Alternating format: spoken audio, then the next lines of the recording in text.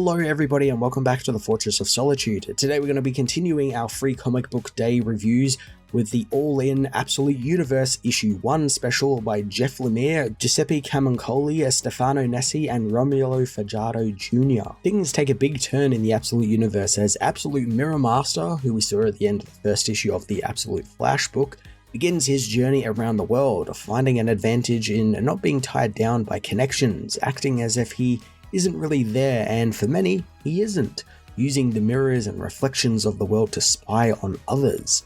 As I assumed in my review for Absolute Flash Issue 1, Mirror Master looks like he's being set up as the Absolute Universe's first big villain, not just a Flash villain, which is an insanely cool idea since Mirror Master is such a slept-on villain, and raising him to world threat is a great idea, especially because his power is just so terrifying. He can just appear in the reflections of mirrors and just anything with a reflection, which is, in our modern world, a lot of different things. Mirror Master's journey takes him to Gotham, where he sees Batman chasing down a cop, beating the man mercilessly. Interestingly though, it looks like Mirror Master is learning from these heroes, like how he learns to be patient from Batman. Batman, while beating the cop, seemingly notices that someone is watching him, but he's unable to pinpoint who it is. But it makes him stop beating the man down, and obviously it's Mirror Master, and that's who he can sense, but he doesn't know where the villain is. He can't see him. Mirror Master moves on to Smallville, where he sees Superman taking down some peacemakers, and like how he learned patience from Batman, he also learns from Superman, learning that he's not the only outsider in this world who sees the truth in it. As Superman takes out the peacemakers with little trouble, Mirror Master moves on to Gateway City,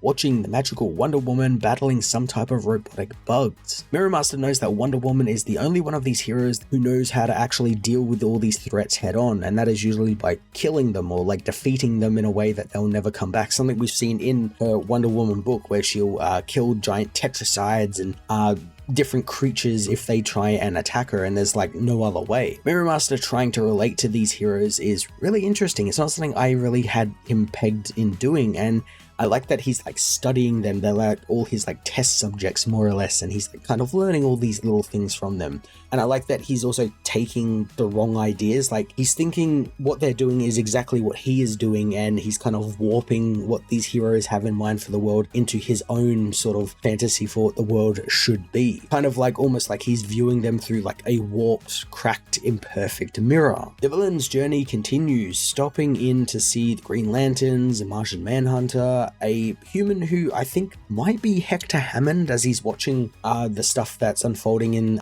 the Green Lantern book on his TV, so I assume it's Hector Hammond or someone related to him. Could be Sinestro or this version of Sinestro maybe, since he does have the little pencil mustache and kind of looks like an elderly man. But seeing all of these people and many more, he begins to realize that he isn't as alone as he assumed, as all of these people are fragments of a mirror, and soon he'll have the whole picture made for him in front of him and he'll be able to look back into it. He arrives back at his hideout where it's revealed that he's actually investigating Omega, and what it is, he's got the big Omega symbol drawn on the wall, and it's like a big conspiracy board. He's got all these things attached to each other via string and everything, like he's looking into the Omega Men, something which I guess might be the actual Dr. Fate's helmet somehow being in this universe.